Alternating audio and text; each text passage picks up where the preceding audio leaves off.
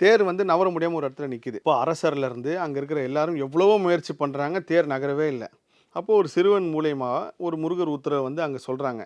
எடப்பாடியிலேருந்து ஒருத்தங்க காவடி எடுத்துட்டு வருவாங்க. அவங்க சாதாரண ஆள் கிடையாது. அவங்க மிகப்பெரிய அளவுக்கு சக்தி வாய்ந்த உன்னதோட காவடி எடுத்துட்டு வராங்க. அவங்க கிட்ட வேணா சொல்லுங்க. அவங்க இத செய்யறதுக்கு வாய்ப்பு இருக்கு அப்படின்னு சொல்லிட்டு சொன்னாங்க. அதே மாரி மன்னர் உத்தரவுப்படி இவங்கள கூப்பிட்டு இந்த மாரி தேர் நின்னோனே, அவங்க தேர நகர்த்தும்போது தேர் நகர்ந்துருது. அது ஒரு மிகப்பெரிய அளவுக்கு மன்னரே ஆச்சரியப்பட்டு, "என்னங்க இவ்வளோ நகர்த்த முடியாத தேர நீங்க நகர்த்திட்டீங்களே!" அப்படின்னு சொல்லிட்டு இருக்கும்போது, "உங்களுக்கு என்ன வேணும்?" அப்படின்னு கேட்கிறப்போ, அவங்க சொல்றாங்க, "இந்த மாரி நாங்க இவ்வளோ தூரம் களைப்பாடி வரோம். எங்களுக்கு வந்து இந்த பழனி மலையில தங்கி, முருகனுக்கு எல்லா சேவையும் செஞ்சு, அடுத்த நாள் காலைல தரிசனமும் பார்த்துட்டு, இரவு தங்கி போனோம். எனக்கு இந்த பாக்கியத்த குடுங்கன்றாங்க." அப்போ மன்னர் என்ன பண்றாருன்னா, அது இப்பயும் இருக்கு அந்த செம்பு பட்டயம். அது கோவில் கருவூலத்தில இருக்கு. அந்த செம்பு பட்டயத்தில எழுதி, இந்த மாரி இவங்க தங்குறது அந்த பாக்கியம் குடுக்குறாரு.